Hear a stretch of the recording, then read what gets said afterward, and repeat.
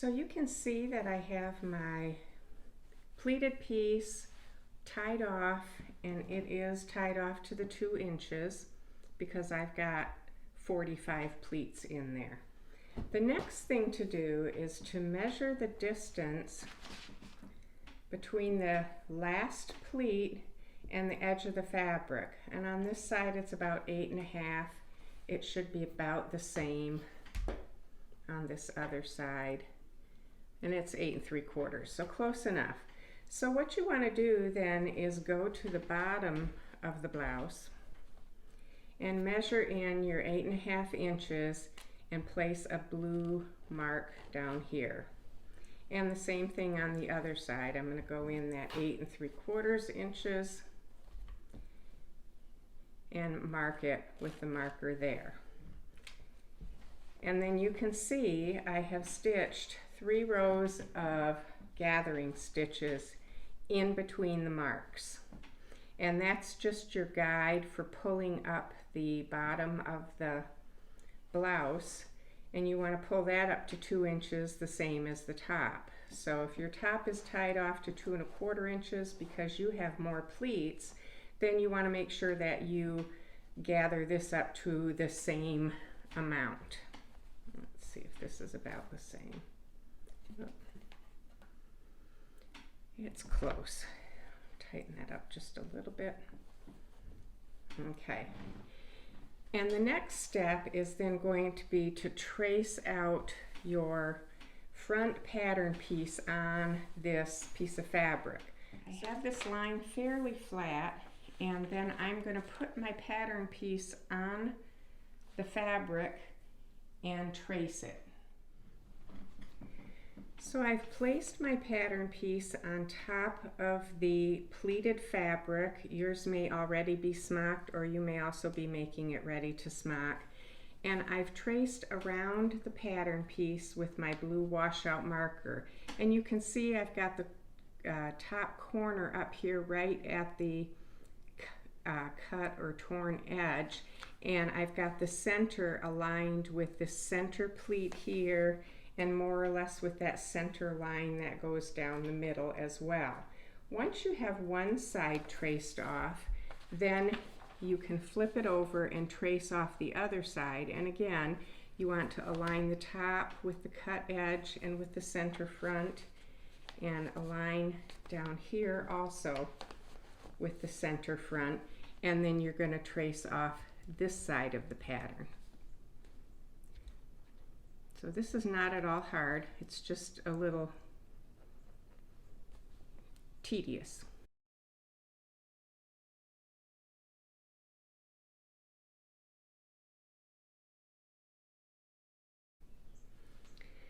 Now that the front pattern has been traced onto the fabric, before you cut this out, what you want to do, and this is the same whether you're making it as a ready to smock or whether you've completed your smocking, you want to go to the sewing machine and set your stitch length to a 1.5 and stitch along the neck edge here from one point to the next point, just inside this blue line, because the blue line is your cutting line. So you don't want to cut off the stitching. You want to come maybe 1/8 of an inch inside the stitching line.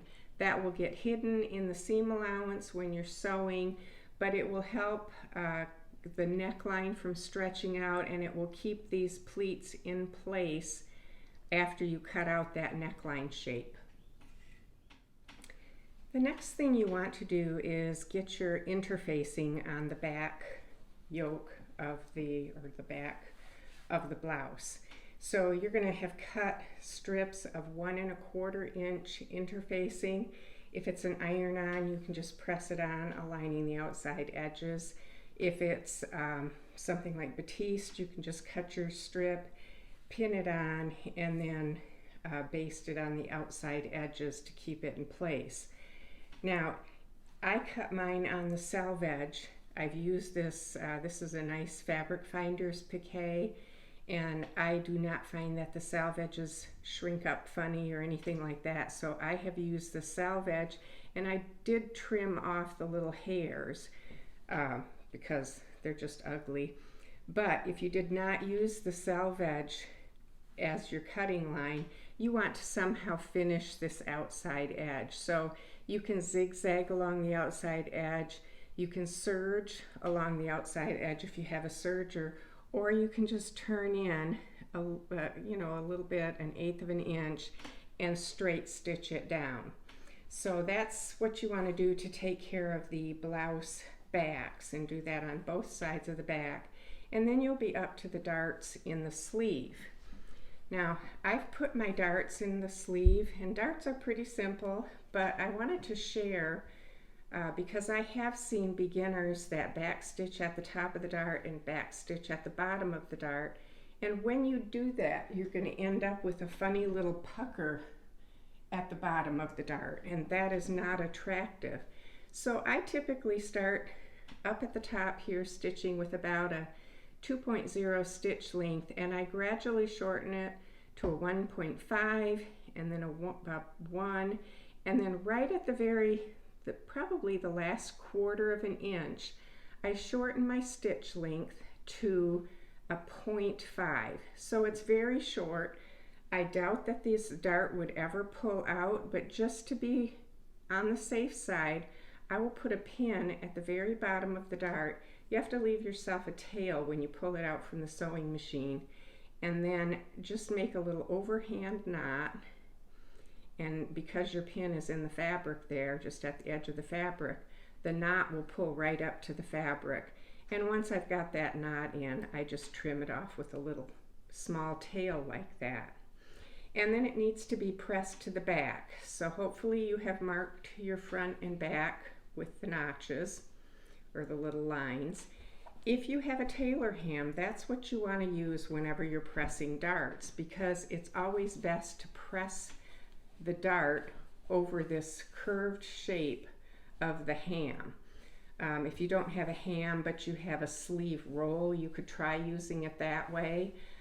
These are very underused in my opinion, but they make such a difference with the press of your darts once you're finished. And this conforms to the slight curve of a shoulder then. So after finishing that, you will be ready to sew your sleeves to the fronts and the back. And after you stitch those in, you're going to want to finish those seam allowances again with a serger or an overcast. I've put the sleeves into the blouse front and back, and again I press them using my ham, and you want the seam allowance pressed towards the sleeve. And the next step is your neckband. And so you want to lay your blouse out flat so that you can measure for the neckband. Now in the instructions it does tell you to sew the side seams next. I'm not doing that because it's going to be a lot more difficult for me to show you the neckline treatment if I sew the side seams first. So that's optional. You can do the side seams and then do all of your bias band treatment at one time and apply the rickrack at one time and the spaghetti bias, or you can do each one separate. That makes no difference. So you're going to measure the neckline and add about 2 inches to that, because it's always better to have too much than too little. You can always trim away the extra. So your bias strips are cut 2 1/4 inches wide and 2 inches longer than your neck measurement, and you're going to press the wrong sides together. Now you can see I chose to go with the smaller print, or the smaller gingham. And with ginghams and solids, you look at it and you say, well, they both look the same, so it doesn't really matter. Well, yes and no, it doesn't really matter, but if you haven't known of this before, when you take a bias band and pull on it, it is going to naturally curl to the wrong side. So you can immediately identify the right and the wrong side just by stretching your bias band a little bit. And the reason that that does make a difference is when you're curving around the neckline, it just helps. It's one of those little tips that helps get a neckband without ripples. That and a few other things that we'll cover when we get to that. But that is one thing that will help with that. So I don't typically pin my neckband on because when I sew, I stretch it just slightly as I go, not the neck, but I stretch the bias slightly. So if it's pinned on, you can't really do that. So do what you feel most comfortable with, but you are going to start by placing your neckband a little bit past the folded edge of the back, and then you're going to stitch it with a 3/8 inch seam allowance, stretching it slightly as you go around the neckband. So do that first, and then the second thing is you're going to stitch again exactly 1/4 of an inch away from your stitching line. So if this is your 3/8 of an inch stitching line, your next stitching line is going to be 1/4 of an inch away, which should leave you 1/8 of an inch above that stitching line. But you want your stitching to be accurate from the stitching line to the 1/4 of an inch, not necessarily from the 1/8 of an inch. You know, don't go from the outside edge. So I've stitched my neckband on, and I've done a second row of stitching 1/4 of an inch away from that. Give this a visual look and make sure that your stitching lines are even, because how you stitch this and where you cut this is going to determine the width of your finished band, and you want that to be even and the same all the way around. You also want to check and make sure you didn't get any puckers inside while you were attaching the bias band. So after that, you want to trim away the excess fabric beyond the stitching line. And you can cut either just outside or right at, I like to cut right on top of that stitching line so that it's gone.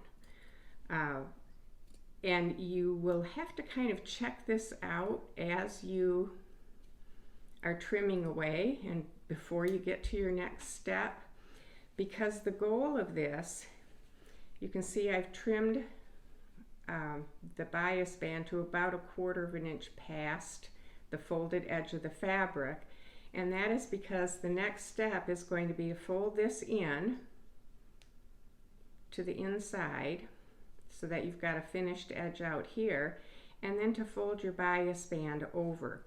If you've sewn accurately and you've cut accurately, you will see that your bias band will sit just past the stitching line where you attached your bias band to the neck, and that's exactly what you want. I designed it this way because I like to eliminate as much hand stitching as possible, because that's not my favorite part. And this way you can stitch in the ditch. So you can see each time that I fold this over, it is slightly, like between 1/16 of an eighth and 1/8 of an inch past that stitching line. So you want to do that all around the neck, and see what a nice pretty small finished bias band you end up with. So go ahead and do that, and then the next step will be to stitch in the ditch. So some people will find that a lace joining foot, it's the foot that has the blade in the middle of it, they can run the blade right down the seam line and that helps, or otherwise using an open-toed foot so that you have a real good visual as you're stitching. And it's very helpful to use the needle down option so that each time you stop, the needle is in the fabric so your fabric doesn't get shifted around as you're stitching. So if for some reason your bias band is not extending far enough on the back to cover that stitching line, you may need to go back and trim ever so slightly, the smallest amount, off the neckline.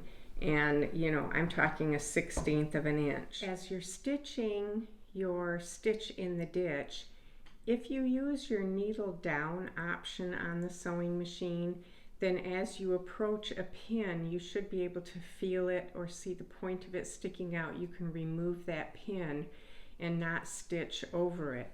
But hopefully you can see this is practically invisible, which is the goal.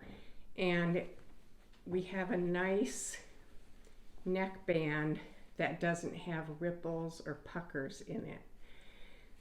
When you begin and end your stitching, leave yourself a long length of thread, because then you can just thread up a hand sewing needle and whip closed this little section here. Hopefully you can see here how the stitching line is just next to the fold of the bias band on the inside here, and that's exactly what you want. Now, if any place when you stitch this you missed a little spot, it didn't catch the bias band, you can go back afterwards and hand whip those little sections down. But hopefully you caught most of your bias band, if not all of it, and then you're ready for the next step. But this is a great way to finish bias bands without having the handwork, and for less formal clothes, I like to use this method a lot.